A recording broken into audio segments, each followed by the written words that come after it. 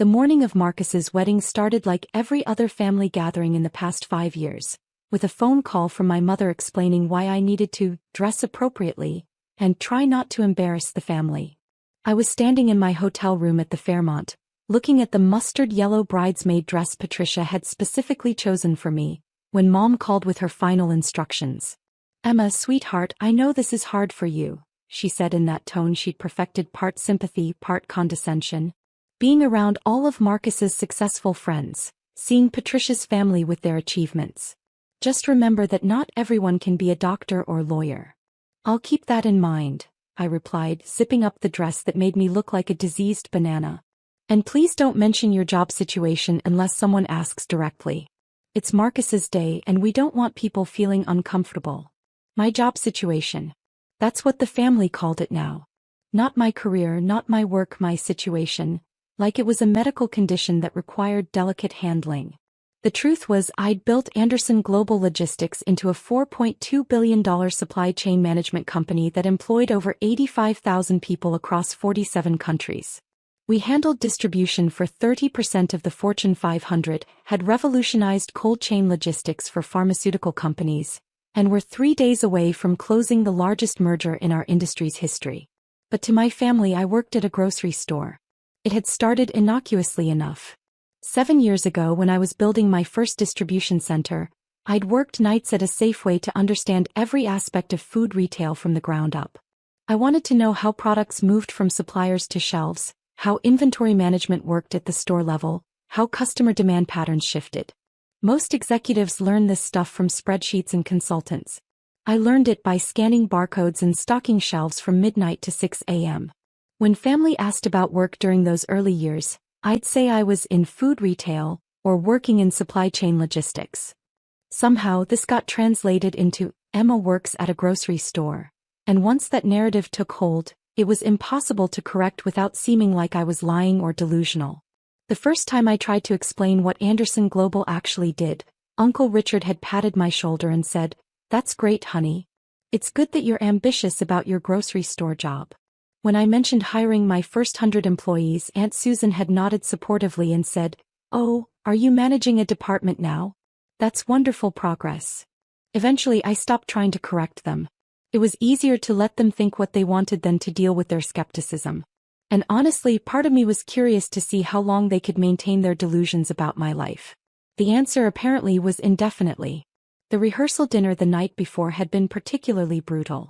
Patricia's family were genuine achievers. Her father had built a successful construction company. Her brother had just sold his tech startup for $50 million. Her mother was a federal judge.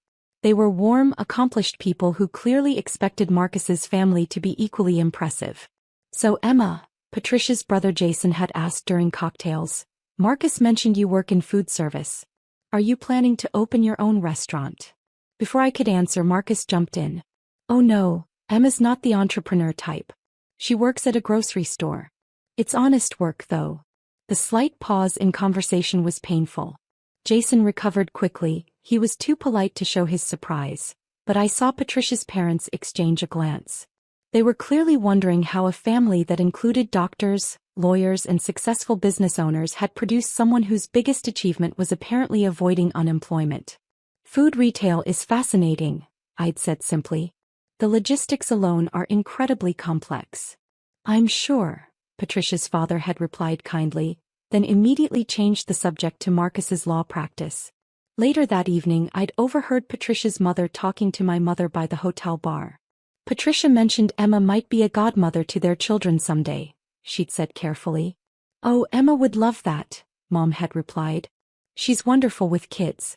Of course, she's not in a position to be much of a financial influence, but she's very loving." Financial influence?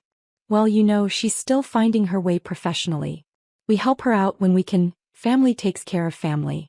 But your grandchildren will have plenty of successful role models without needing to worry about Emma's situation. I'd left the bar after that and spent the rest of the evening in my room, reviewing acquisition reports and trying to remember why I'd thought attending this wedding was a good idea. The morning of the ceremony brought fresh humiliations. During hair and makeup, the other bridesmaids, Patricia's sister and 2 college friends, were discussing their careers. One was a pediatric surgeon, another was launching her second startup. The third was a partner at a consulting firm. And Emma works in grocery, Patricia had explained when they asked about me. She's been doing that for years now. Oh, the surgeon had said politely.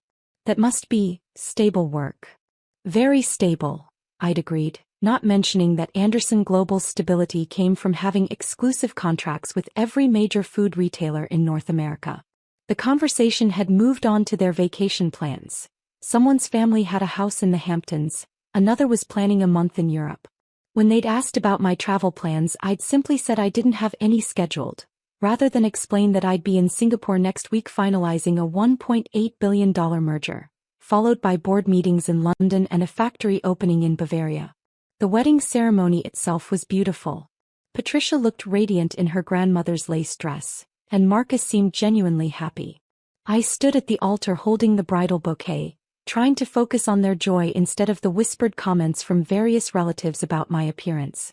Poor Emma, I'd heard Aunt Susan tell someone behind me. That color is so unflattering on her. Patricia should have chosen something more appropriate for her complexion. The dress isn't the problem, someone else had whispered back. It's the stress.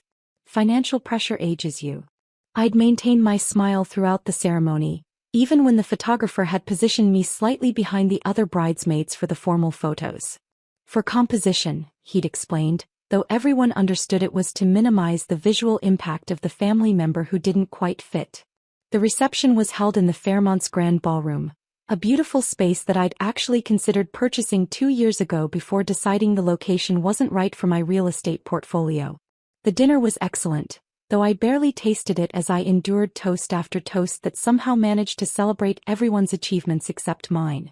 To Patricia's family, Marcus had said, raising his champagne glass. Judge Whitfield, who's dedicated her life to justice. To Jason, who just sold his company for more money than most of us will see in a lifetime. To Mr. Whitfield, who built his construction empire from nothing. He turned to our side of the room. To my family. Uncle Richard, who just made partner at his accounting firm after 20 years of dedication. To Cousin Derek, who opened his second dental practice this year. To Dr. Patricia's maid of honor Sarah, who's saving lives as a pediatric surgeon. His eyes had found mine during the pause. And to family members who support us in their own special ways. My sister Emma, who flew all the way from Seattle to be here despite the expense. She works in food service, which is honest, necessary work. And we love her for her dedication to simpler values. The applause had been polite but pointed. Several people had looked at me with the kind of gentle sympathy usually reserved for recovering addicts or the recently divorced. It was during the dancing portion that the real drama began. I'd stepped onto the terrace for some air when I overheard a conversation that would change everything. Patricia's mother was speaking with Marcus near the bar, her voice sharp with concern. "Marcus, I need to ask you something directly," she'd said. "Is Emma financially stable? I don't mean to pry, but Patricia mentioned she might want Emma to be godmother to your children, and given her circumstances." "Emma? God, no, she's been struggling for years," Marcus had laughed. "She's sweet, but she can barely take care of herself. She's been working the same grocery store job for 7 years now? Never got promoted, never tried anything else. I think she's just not built for ambition, you know?" Mrs. Whitfield had looked relieved. I was concerned about the influence. Not that there's anything wrong with her work, of course, but Patricia comes from a family of achievers. Her father built his company from nothing, her brother just made $50 million on his startup. We want our grandchildren to have the right kind of role models. "Don't worry about that," Marcus had said. "Emma's basically the family charity case at this point. Mom sends her money for rent sometimes, we all chip in for her car payments. She means well, but she's just not capable of more than she's doing now." That wasn't true. I'd never asked for or received financial help from anyone in my family. But apparently, that was the story they told themselves to make sense of my deliberately modest lifestyle choices. I'd been about to head back inside when I heard Derek's voice from around the corner, talking to some of Patricia's relatives. "Did you see Emma's car in the parking lot?" he was saying. "It's like 15 years old." I actually felt embarrassed for her when the valet had to figure out how to start it. Marcus mentioned she's been using food stamps. Another voice had replied, one of Patricia's cousins, I thought. "It's just sad," Derek had continued. The whole family is successful except her. My mom thinks she might have some kind of learning disability that was never diagnosed. How else do you explain someone working the same entry-level job for 7 years?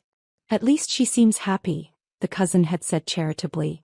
I guess ignorance is bliss, Derek had replied. She has no idea how far behind she's fallen. I'd heard enough. I'd pulled out my phone and sent a text to David, my head of security, ready for pickup. His response had come immediately, 10 minutes. Helicopter fueled and ready. I'd made my way back to the ballroom, planning to say quiet goodbyes and slip away before the evening got worse. But as I'd reached the main table, Marcus had tapped his champagne glass for attention. Ladies and gentlemen, he'd begun, I want to take a moment to thank everyone for being here tonight. Patricia and I are so grateful to be surrounded by such successful, accomplished people. Our families represent the absolute best of what hard work and ambition can achieve. He gestured around the room. We have entrepreneurs who've built million-dollar companies, doctors saving lives, lawyers fighting for justice, executives running major corporations. People who've taken risks, pushed boundaries, refused to settle for less than excellence. His eyes had found mine across the room, and there'd been something almost pitying in his expression. But we're also grateful for family members who contribute in simpler ways. My sister Emma flew all the way from Seattle to be here tonight, even though I know the cost was probably difficult for her budget. She works in food service, which is honest, humble work. Not everyone can be a CEO or a surgeon, and that's perfectly okay. The applause had been polite but condescending. Several people had looked at me with the kind of sympathy usually reserved for someone announcing a terminal diagnosis. Emma represents something important, Marcus had continued, warming to his theme. In a world obsessed with achievement and status, she reminds us that there's dignity in simple work, value in modest goals. She's content with her life, and that's actually quite admirable. Patricia's father had stood up, clearly feeling generous after several glasses of wine. To Emma, he'd called out, for showing us that happiness doesn't require success. The room had raised their glasses to me like I was some kind of inspirational poster about overcoming limitations. I could see pity in their eyes, mixed with relief that their own children had turned out so much better. That's when my phone had buzzed. Ms. Anderson? The voice belonged to a tall man in an impeccable black suit who had somehow appeared beside me without anyone noticing. David Martinez looked exactly like what he was, former Secret Service, trained to handle threats to world leaders, now dedicated to protecting one of Seattle's most valuable executives. I'm David Martinez, your head of security, he'd continued, his voice carrying just far enough for nearby tables to hear. I apologize for the interruption, but we have an urgent situation that requires your immediate attention. The conversations around us had stopped. David had the kind of presence that commanded rooms, 6 feet 2 inches of professional alertness and expensive suits. Security. Mrs. Whitfield had repeated, looking confused. The helicopter is waiting on the roof, David had continued smoothly. Your 9 p.m. conference call with the Singapore team cannot be delayed. The Chin Industries merger closes Monday morning, and the Tokyo markets open in 3 hours. The board is waiting for your final approval on the $1.8 billion acquisition. Marcus's champagne glass had slipped from his hand, shattering on the marble floor. I'm sorry to cut this short, I'd said, standing and smoothing down the terrible mustard dress. I tried to keep business separate from family time, but unfortunately international markets don't respect wedding schedules. Emma, what the hell is going on? Marcus had grabbed my arm, his voice cracking slightly. David had stepped closer, not threateningly, but with the kind of professional readiness that made it clear he was prepared for any situation. Sir, I'll need you to step back from Ms. Anderson. Ms. Anderson? Patricia's voice had been barely a whisper. I'd looked around the room at all the faces staring at me, the same people who'd spent the entire evening discussing my failures and limitations like I wasn't even there. I suppose I should explain, I'd said. My name is Emma Anderson and I'm the founder and CEO of Anderson Global Logistics. We're the largest privately held supply chain management company in North America, with operations in 47 countries and annual revenue of $4.2 billion. The silence had been absolute. The grocery store job Marcus mentioned? That's how I started. I worked nights at Safeway for 3 years while building my first distribution center during the day. I wanted to understand every aspect of food retail, customer behavior, inventory management, supply chain logistics, employee dynamics. Most executives learn this from consultants and spreadsheets. I learned it by scanning barcodes and stocking shelves. Derek's face had gone completely white. We handle distribution for about 30% of the Fortune 500, I'd continued. Walmart, Target, Kroger, Safeway. If you've bought groceries in the past 5 years, there's a good chance our systems got that food from farm to shelf. We revolutionized cold chain logistics for pharmaceutical companies, developed the algorithms that optimize delivery routes for Amazon's grocery division, and created the inventory management systems used by most major retailers. Mrs. Whitfield had been staring at me like I'd just announced I was from another planet. You're the CEO? Forbes ranked me 47th on their list of richest self-made women, I'd said. Though I prefer to focus on the fact that Anderson Global employs over 85,000 people worldwide and has been carbon neutral for 3 years running. Patricia had found her voice first. Marcus, you said she worked at a grocery store. She does. Marcus had looked like he was having trouble processing basic information. She told me she worked in food retail. Food retail logistics, I'd clarified gently. I oversee supply chain operations for every major grocery chain in North America, plus expanding operations in Europe and Asia. When I said I worked in food retail, I meant I was revolutionizing how food gets from producers to consumers. Uncle Richard had been staring at his bourbon like it might provide answers. The resume help I offered was very thoughtful, I'd said. Though my current position is working out well. David had checked his watch. Ms. Anderson, we really do need to leave. The Singapore call is critical, Chin Industries won't wait, and if we miss this window the merger could collapse. That's 18,000 jobs hanging in the balance. Of course. I turned to Marcus and Patricia. Congratulations again on your wedding. It was beautiful and I wish you both every happiness. Wait, Marcus had grabbed my arm again, then immediately let go when David had shifted his weight. Emma, I don't understand. Why didn't you tell us?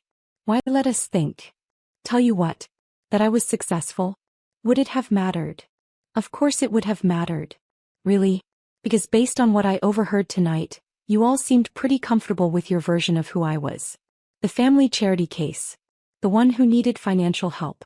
The learning disabled sister who was too limited for real achievement. We never said you were learning disabled, Derek had protested weakly. You literally said that 20 minutes ago on the terrace, I'd replied. Along with speculating about my food stamp usage and expressing embarrassment about my car. Patricia's father had still been staring at me in shock. You actually run a billion-dollar company? She's on the Forbes list, someone had whispered from the back of the room. I turned to see one of the younger cousins holding up her phone. Emma Anderson, CEO of Anderson Global Logistics. Net worth estimated at $2.3 billion. The murmur that had gone through the room was like watching dominoes fall. This doesn't make sense, Aunt Susan had said, her voice almost accusatory. If you're so wealthy, why do you dress so modestly? Why do you drive an old car? Why live like a normal person? Because money isn't the most important thing in life, I'd said. I thought family was. I thought showing up for people you love mattered more than showing off your net worth. I thought being humble about success was a virtue. Marcus had been shaking his head. But you let us think you were struggling. I didn't let you think anything, Marcus. You assumed. You all did.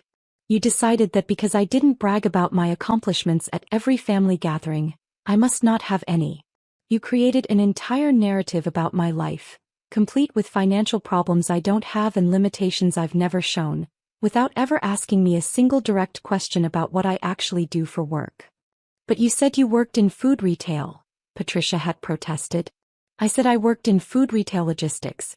When I mentioned supply chain management, you nodded politely and changed the subject. When I talked about hiring employees, you assumed I meant I was managing a grocery store department. When I said I traveled for business, you figured I meant training sessions at other locations. The room had been completely silent now, everyone processing the magnitude of their assumptions. You know what's funny? I'd continued. 3 years ago when I missed Christmas, you all decided it was because I couldn't afford the plane ticket. The truth is, I was in Tokyo, personally negotiating a contract that brought 2,000 manufacturing jobs back to the United States. Last year, when I couldn't make Derek's wedding, you assumed I was working extra shifts to make rent. Actually, I was in Germany opening our newest facility that now employs 1,500 people. Derek had looked like he might be sick. Ms. Anderson, David had interrupted gently, the helicopter. I'd nodded. I really do have to go. Singapore doesn't wait, and there are a lot of people depending on this deal closing successfully. As I'd moved toward the exit, the room had parted around me like I was visiting royalty. The same people who'd been pitying me 5 minutes ago were now staring with a mixture of awe, confusion, and what I was pretty sure was embarrassment. At the door I turned back one last time. For what it's worth, Marcus, I hope you and Patricia are very happy together. Marriage should be about loving someone as they are, not as you assume they should be. Maybe that's something worth remembering. The elevator ride to the roof had been silent except for the soft jazz playing through the speakers. David had held the door for me as we stepped onto the hotel's helipad, where my pilot was waiting with the rotors already spinning. How was the wedding, ma'am? David had asked as he'd helped me into the helicopter, having to raise his voice over the noise. Educational, I'd replied, buckling my seatbelt and putting on the headset. As we'd lifted off, I could see people gathered on the hotel's lower terraces, looking up at the helicopter with obvious confusion. My phone was already buzzing with calls and texts, Marcus, Derek, Aunt Susan, numbers I didn't recognize. I'd turned off the phone and looked out at the city lights below. Tomorrow I'd be back to managing supply chains and board meetings and the 1,000 small decisions that kept a global company running smoothly. Tonight had been a reminder of why I kept those worlds separate. But maybe it was time to stop hiding who I'd become. Maybe the people who truly mattered would love me anyway, and the ones who didn't, well, perhaps their approval wasn't worth having after all. Singapore, ma'am? The pilot had asked through the headset. Actually, I'd said, let's make a quick stop at the office first. I want to change out of this dress. It's terrible, and I have a feeling the Singapore meeting is going to be photographed. David had smiled. Yes, ma'am. I did mention that mustard yellow wasn't your color. As Seattle's skyline had grown larger ahead of us, I'd found myself actually smiling. Tomorrow's business news would probably mention Anderson Global's CEO making an unexpected helicopter exit from a family wedding. My PR team would field the inevitable inquiries about whether there was drama behind the departure. But tonight, for the first time in years, I felt completely free to be exactly who I was, successful, accomplished, and no longer willing to hide it to make other people comfortable with their assumptions. The funny thing was, I'd spent so much energy trying to be humble that I'd forgotten there was a difference between humility and invisibility. Maybe it was time to let the world, including my family, see what I'd actually built. After all, Anderson Global Logistics hadn't revolutionized supply chain management by staying quiet and hoping people would notice.